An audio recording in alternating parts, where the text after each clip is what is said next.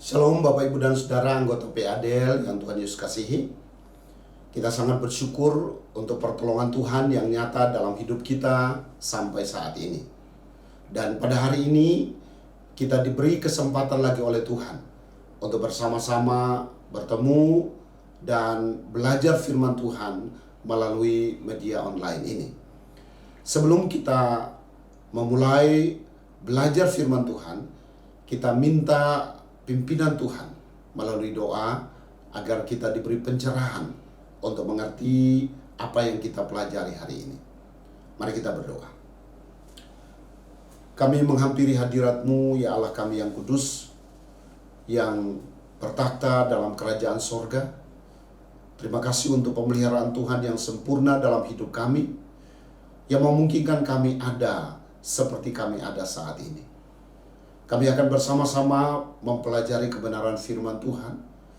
Mohon hikmat dari Roh Kudus memenuhi kami, menerangi pikiran kami, hati kami, memberi kami akan adanya kemampuan untuk mengerti firman-Mu, untuk mengingatnya dan untuk melakukannya dalam hidup kami tiap-tiap hari. Bersabdalah ya Tuhan, karena kami telah siap mendengarnya. Dalam nama Tuhan Yesus, yang adalah firman yang hidup itu, kami sudah berdoa. Amin. Bapak, Ibu, dan Saudara yang dikasihi Tuhan, sesuai dengan tema kita pada tahun ini bahwa dalam PA kita belajar tentang pribadi Roh Kudus, pribadi ketiga Allah Tritunggal. Dan secara khusus pada hari ini kita mau belajar tentang peranan Roh Kudus dalam pembentukan Alkitab. Sebagai seorang Kristen, kita meyakini bahwa seluruh Alkitab adalah firman Allah. Memang ada yang berpendapat bahwa Alkitab itu bukan firman Allah. Ada yang berkata bahwa Alkitab itu berisi firman Allah. Ada yang firman Allah, ada yang bukan. Atau ada yang berkata bahwa Alkitab itu menjadi firman Allah. Kalau saya baca, saya mengertinya, maka itu firman Allah. Tetapi kita punya keyakinan bahwa Alkitab adalah firman Allah.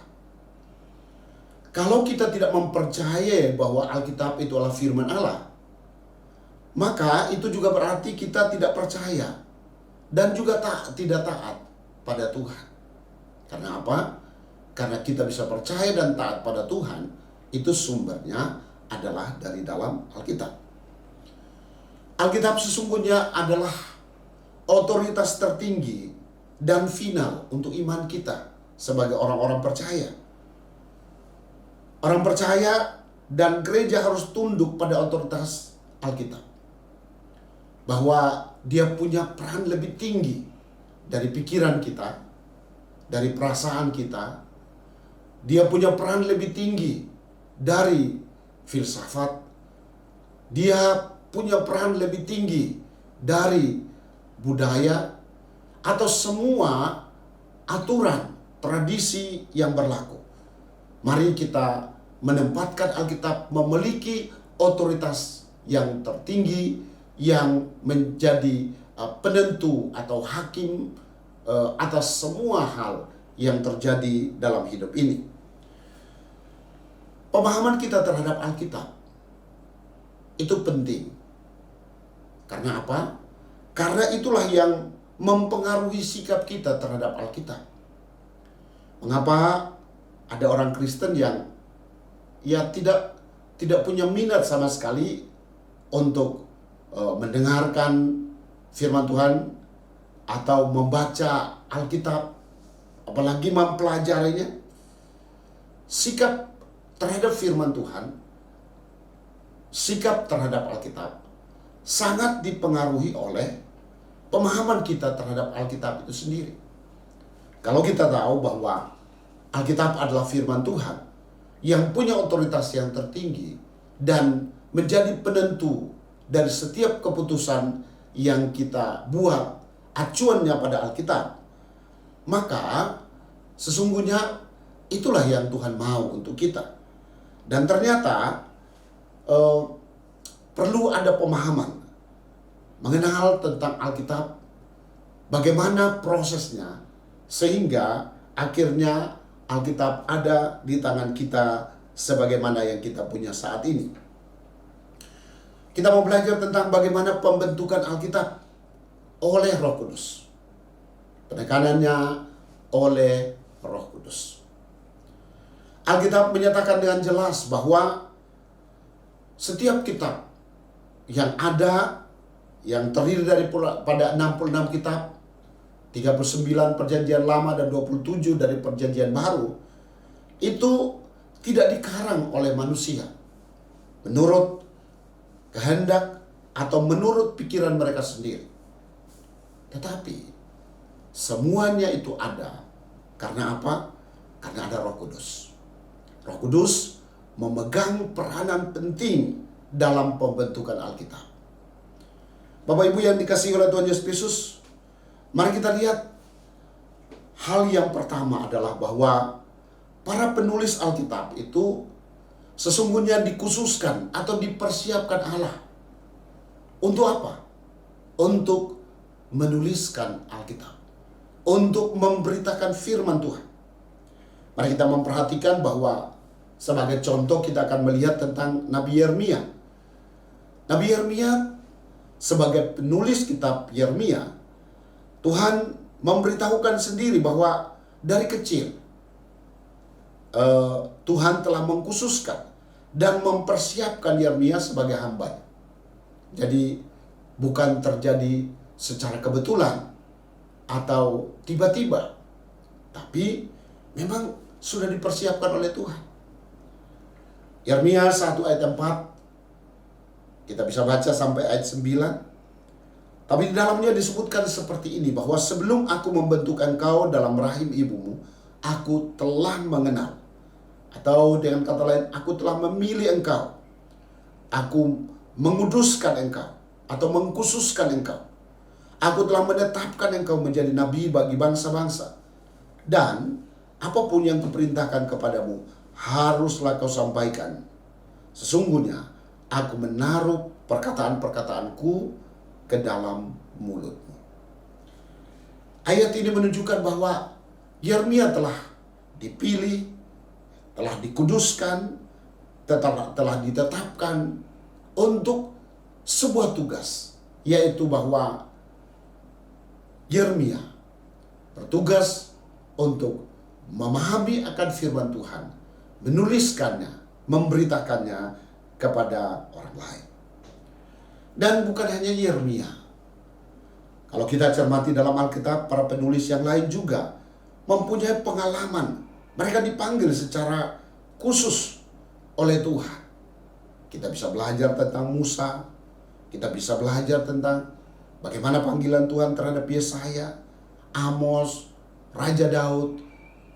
Semuanya itu mereka dipanggil oleh Tuhan dan mereka diurapi oleh Tuhan. Diurapi oleh Roh Kudus.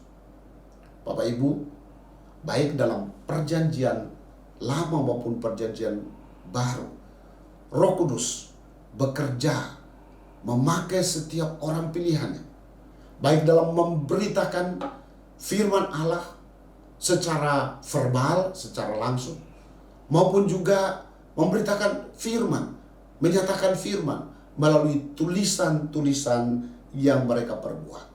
Semuanya diurapi oleh Roh Kudus. Artinya, Roh Kudus hadir, Roh Kudus bekerja di dalam dan melalui mereka.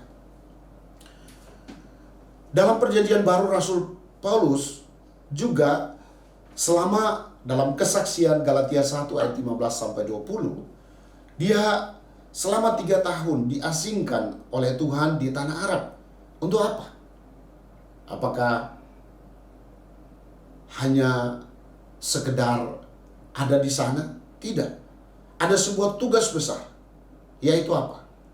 Dia menerima dan memberitakan firman Tuhan, baik dalam pemberitaan, pengajaran, tapi juga melalui surat-surat yang ditulisnya.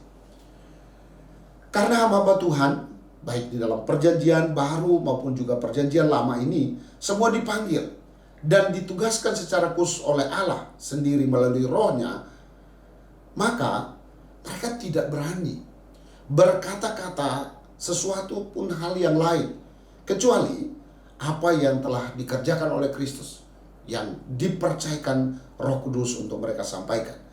Mereka semuanya adalah orang-orang yang menyadari bahwa mereka hanya alat. Mereka hanya penyambung lidah Allah dalam pemberitaan. Tetapi juga mereka menuliskan apa yang disampaikan Roh Kudus kepada mereka. Bapak Ibu, semua penulis adalah orang-orang yang telah dipilih oleh Tuhan, yang telah dikhususkan oleh Tuhan, yang telah ditetapkan oleh Tuhan untuk tugas itu. Secara khusus dalam konteks ini untuk tugas menuliskan firman Tuhan yang disampaikan kepada mereka untuk dituliskan. Bapak Ibu, mari kita lihat bahwa para penulis Alkitab bukan hanya dipersiapkan, tetapi setelah mereka dipersiapkan, mereka juga diberi ilham oleh Roh Kudus. Kalau kita mencermati 2 Timotius pasal 3 ayat yang ke-16, di sana disebutkan seperti ini bahwa segala tulisan, dalam terjemahan baru 1, terjemahan bahasa Indonesia disebutkan segala tulisan yang diilhamkan Allah memang bermanfaat untuk mengajar, untuk menyatakan kesalahan, untuk memperbaiki kelakuan, dan untuk mendidik orang dalam kebenaran. Tapi ada sebuah kata yang sebenarnya menimbulkan masalah di situ, yaitu kata yang. Kata yang itu mengandung pengertian bahwa seakan-akan tulisan-tulisan itu terbagi dua. Ada yang diilhamkan, ada yang tidak diilhamkan. Syukurlah bahwa dalam terjemahan baru 2 yang diterbitkan beberapa saat yang lalu, kata yang sudah tidak ada lagi. Segala tulisan diilhamkan Allah tanpa kecuali dengan manfaat yang sudah disebutkan di dalam. Kata diilhamkan, sesungguhnya di dalamnya kita mau lihat ada 2 unsur penting di situ. Kalau Bapak Ibu perhatikan dalam gambar yang ada Allah Tritunggal, dan dalam hal ini kita berbicara tentang peran pribadi ketiga Allah Tritunggal, yaitu Roh Kudus. Perhatikan bahwa Roh Kudus memberikan wahyu kepada para penulis. Ini para penulis, baik itu nabi, rasul, atau raja, seperti Raja Daud atau Raja Salomo. Nah, apa yang mereka tuliskan itu diwahyukan. Lalu kemudian selain wahyu, ada juga seperti 1 Yohanes 1 ayat 1 sampai 4. Di sana ada saksi mata. Apa yang kami lihat, apa yang kami dengar, apa yang kami alami, apa yang kami raba, itu yang kami beritakan kepadamu. Tapi juga kalau kita lihat dalam Lukas, itu pasal 1 ayat 1 sampai 4, itu ada informasi. Disebutkan bahwa dia meneliti. Tapi baik saksi mata maupun informasi, itu semuanya di dalamnya ada peran Roh Kudus. Wahyu, ada saksi mata, ada informasi, di dalamnya ada Roh Kudus bekerja. Mari kita lihat bahwa ada peran wahyu di situ. Nah, sesungguhnya apa itu wahyu? Kalau kita memperhatikan kata wahyu dalam konteks Alkitab, itu dalam bahasa perjanjian baru disebut dengan apokalipto atau apokalipsis. Apa artinya? Artinya wahyu secara letterlex adalah membuka tutup. Di sini ada gelas seperti ini yang ada tutupnya. Bapak Ibu, kalau ada sesuatu yang diisi dalam gelas ini, lalu ditanya apa isinya, maka ada 2 pendekatan untuk bisa memahami isinya. Pertama adalah dugaan terbaik kita. Dugaan terbaik kita tentang isi. Ada yang bilang menurut saya isinya ini, menurut orang lain isinya ini, dan seterusnya. Semua orang bisa menduga. Itu alternatif yang pertama. Tapi yang kedua adalah, dan ini yang lebih tepat adalah membuka tutup. Membuka tutup, baru kita tahu jelas isinya apa. Bapak Ibu, sebenarnya ini menggambarkan tentang waktu manusia jatuh dalam dosa. Maka sebenarnya pribadi dan kehendak Tuhan tertutup bagi manusia. Manusia tidak bisa memahami. Tetapi syukurlah bahwa dalam anugerah Tuhan, maka Tuhan berinisiatif untuk membukakan dirinya dan kehendaknya sehingga manusia bisa memahami. Maka kalau kita memberikan semacam sebuah definisi, apa sesungguhnya wahyu itu? Wahyu itu adalah tindakan Tuhan dalam membukakan dirinya sendiri dan kehendaknya sehingga para penulis bisa memahaminya. Bapak Ibu yang dikasihi oleh Tuhan Yesus Kristus, kalau kita mencermati, katakanlah misalnya penulis di sini Musa. Musa yang menulis 5 kitab Musa atau disebut dengan Pentateus. Secara khusus dalam kitab Kejadian, Bapak Ibu, Musa menulis tentang bagaimana penciptaan. Musa menulis bagaimana Adam berbicara kepada Hawa. Musa menulis bagaimana ular berbicara kepada Hawa, dan seterusnya. Bapak Ibu, Musa diperkirakan hidup sekitar tahun 1500 sebelum Masehi.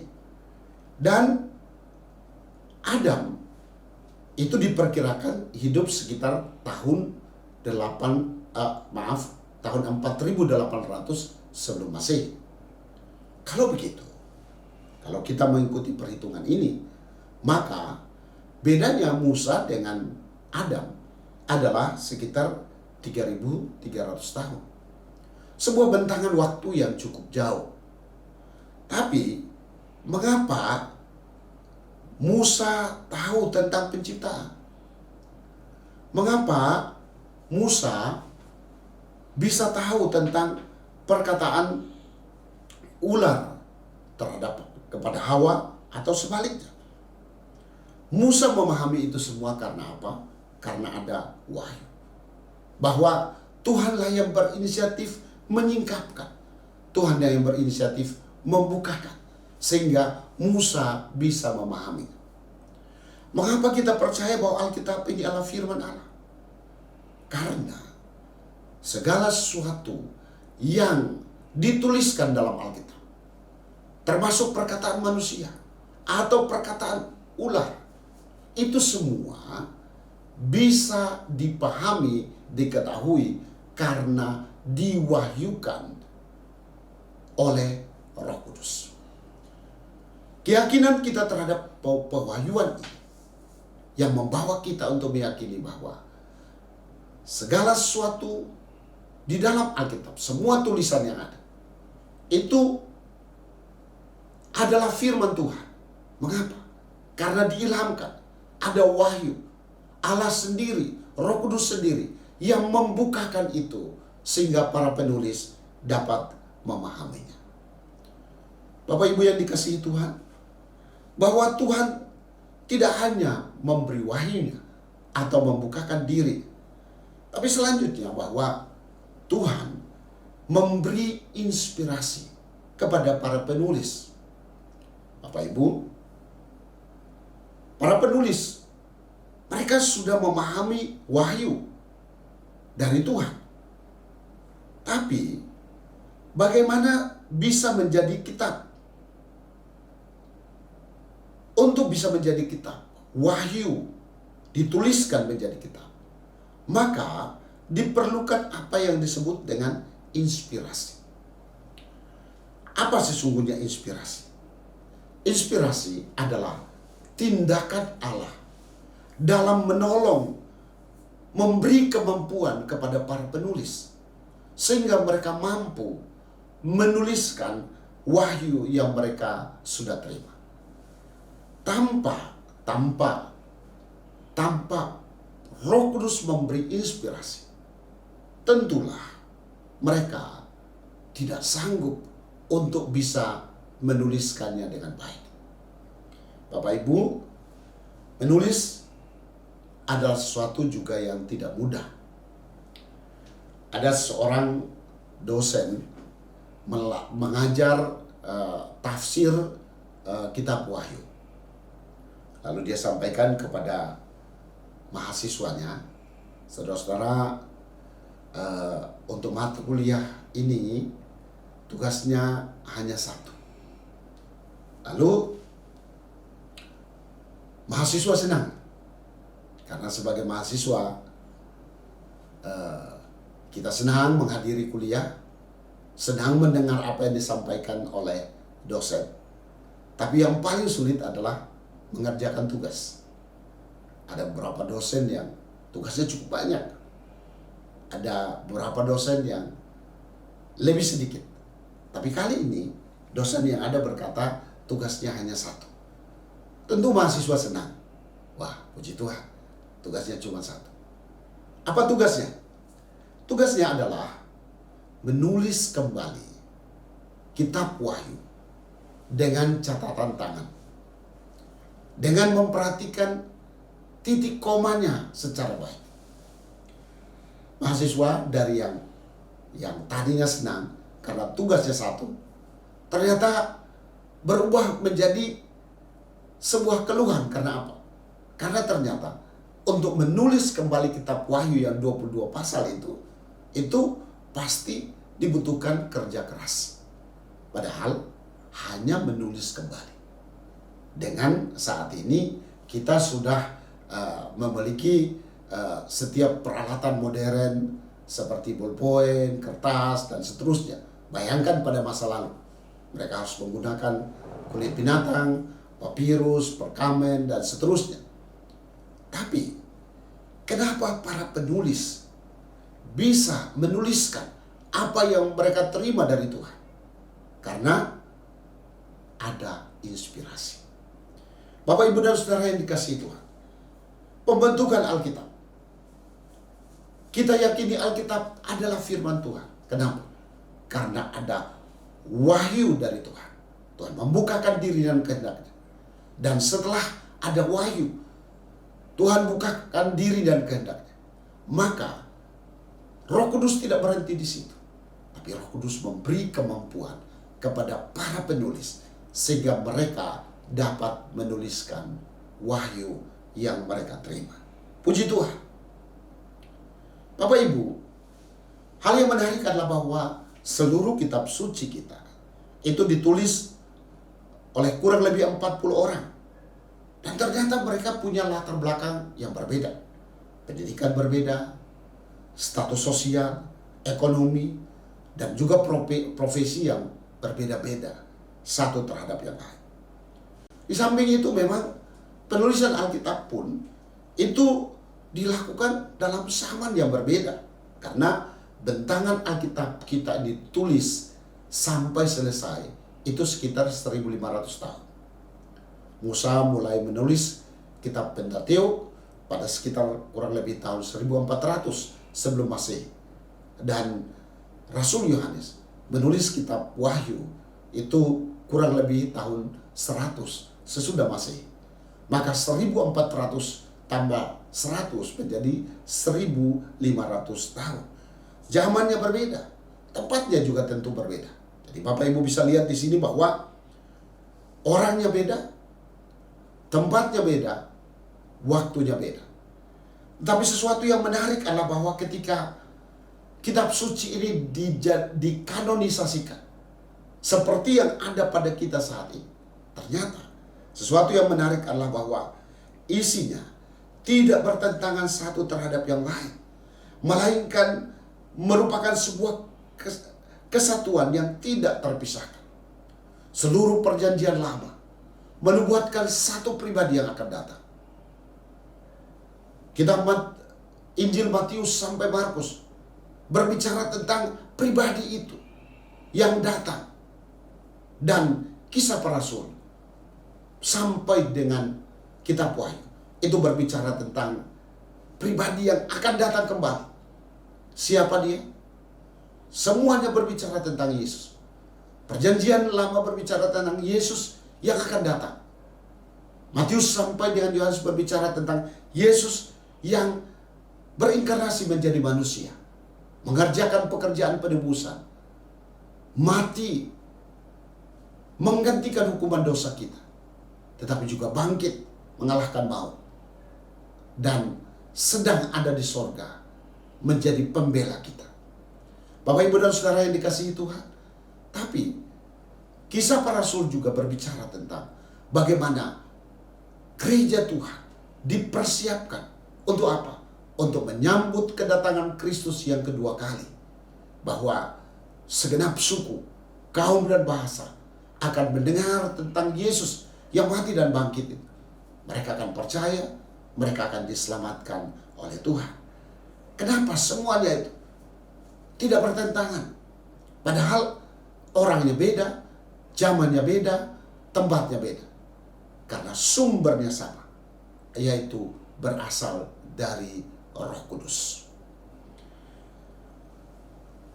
Mari kita lihat bagian yang ketiga, bagian terakhir adalah para pembaca Alkitab atau kita semua diberi pencerahan oleh Roh Kudus.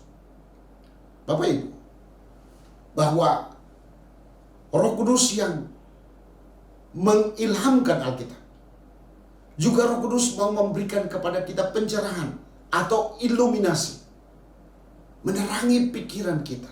Supaya apa? Supaya kita mengerti apa yang kita baca di dalam Alkitab.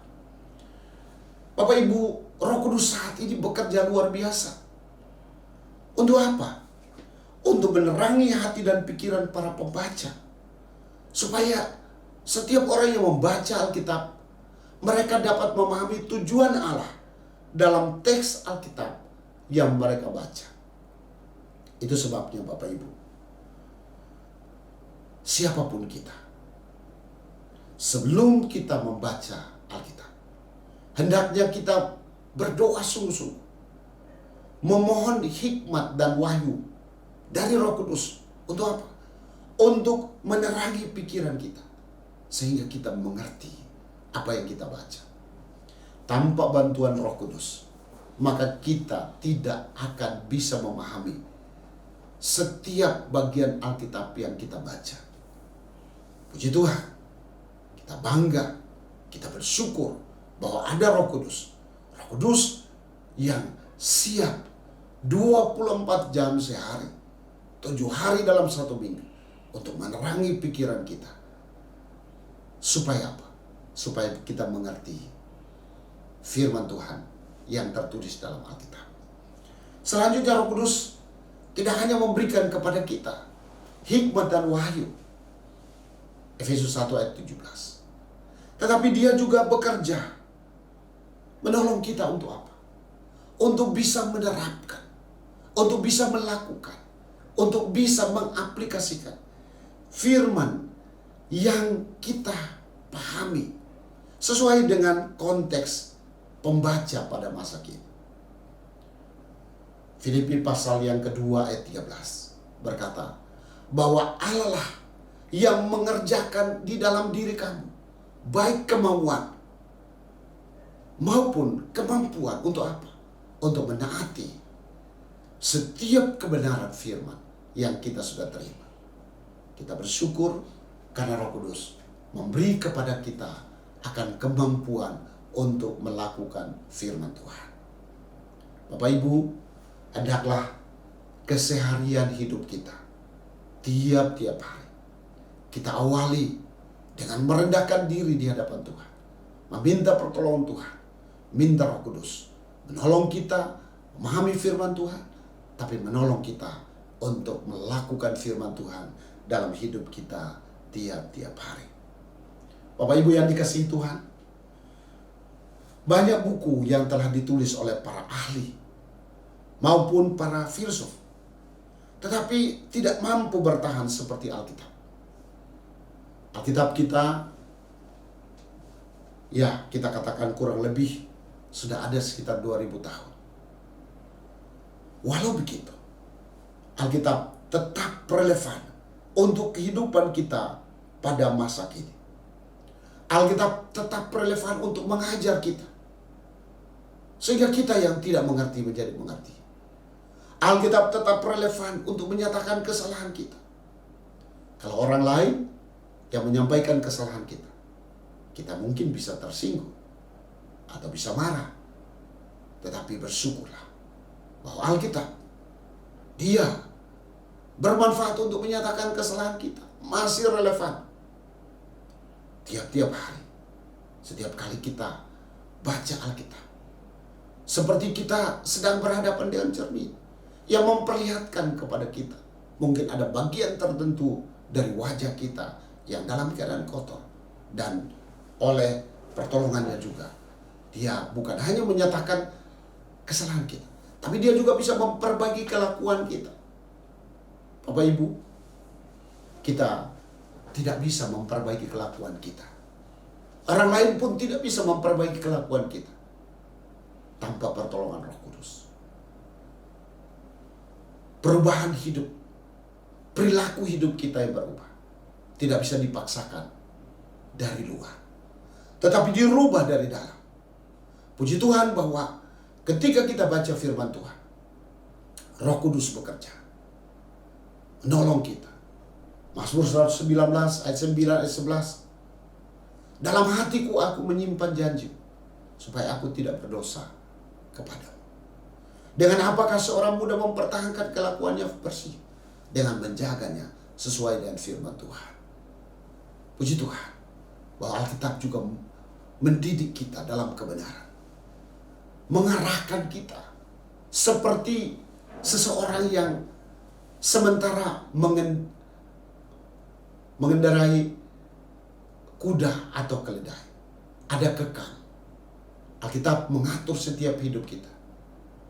Seorang pejoki, ketika dia harus berhenti, dia tinggal menarik kekangnya. Kalau dia belok kanan, belok kiri, dia tinggal hanya menarik dari kekang yang ada.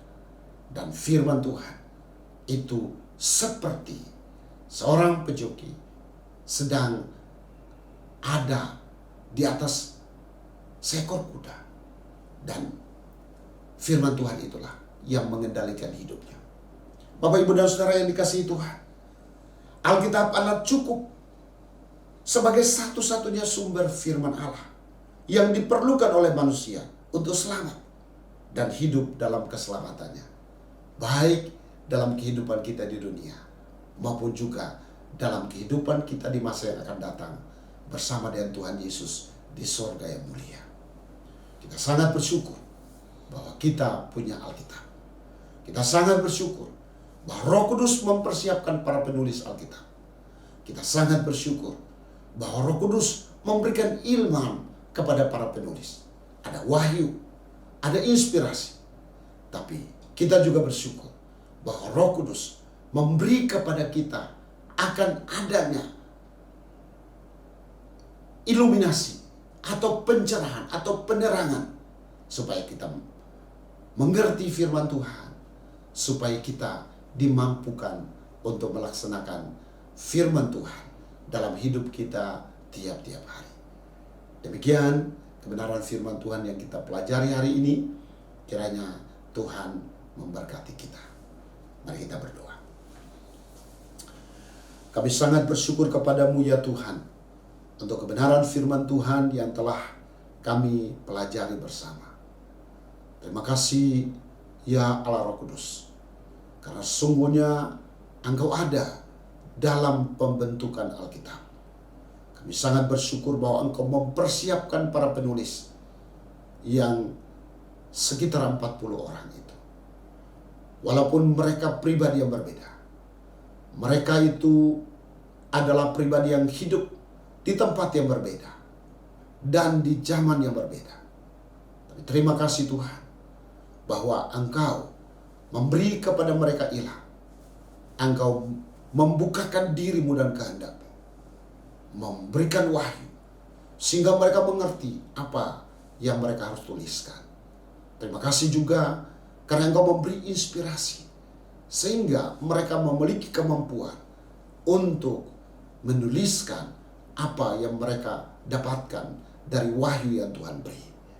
Terima kasih juga Tuhan bahwa ketika firman Tuhan dikanonisasikan, maka ternyata tidak bertentangan satu terhadap yang lain. Dan kami sudah belajar dan kami tahu bahwa itu karena sumbernya satu, yaitu dari Roh Kudus. Dan pusatnya satu, yaitu tentang Yesus yang dinubuatkan, yang datang untuk menyelamatkan kami, dan yang akan datang kembali untuk menyambut kami semua. Terima kasih Bapa. Tolonglah kami Tuhan supaya dalam keseharian hidup kami punya kesukaan terhadap Alkitab, dalam membaca, dalam merenungkannya. Oh Roh Kudus, berilah supaya kami mengertinya, berilah supaya kami dapat lakukan dalam hidup kami tiap-tiap hari. Terima kasih ya Tuhan. Saat ini kami mau berdoa menyerahkan seluruh hidup kami ke dalam tangan kasih. Kiranya Tuhan yang sudah menolong kami dalam hari-hari yang kami sudah lalui akan menolong kami ke depan. Kiranya Tuhan Engkau terus memberi kesehatan, kekuatan kepada kami. Kiranya Tuhan Engkau berkenan menyatakan akan kasih-Mu dan kuasa-Mu.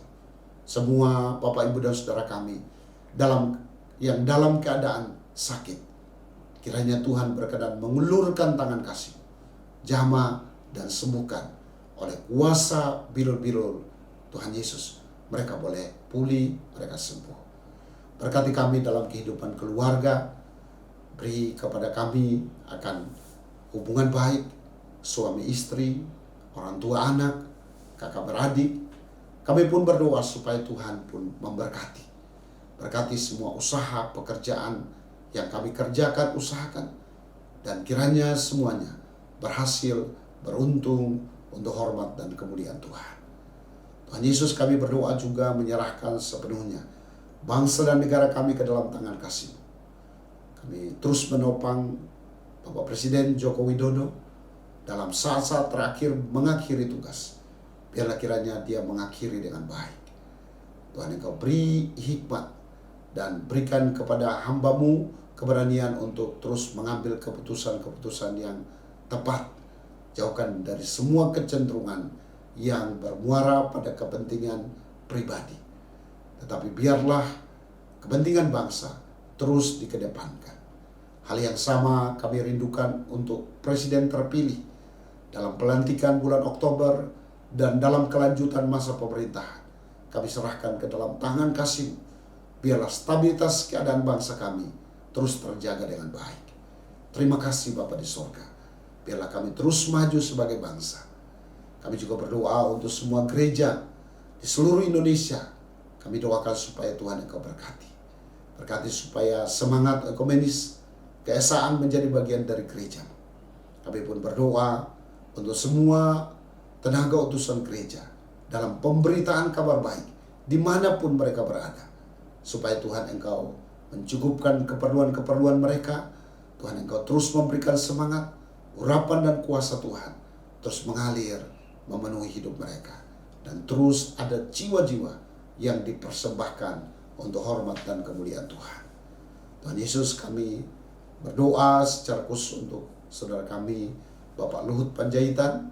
Kami doakan supaya Tuhan Engkau terus menolong memberkati hamba-Mu dalam menjalankan semua tugas yang dipercayakan kepada hamba-Mu. Kami berdoa supaya kesehatan, kekuatan Tuhan Engkau terus berikan bersama dengan Ibu. Kami rindukan supaya Tuhan Engkau tolong, dan oleh anugerah Tuhan hamba-Mu terus dapat melaksanakan tugas yang ada dengan baik dan sungguh menjadi berkat di tengah-tengah bangsa kami. Terima kasih Bapa. Kami bersyukur dan memuji Engkau Tuhan untuk kesempatan kami bisa belajar firman Tuhan bersama-sama.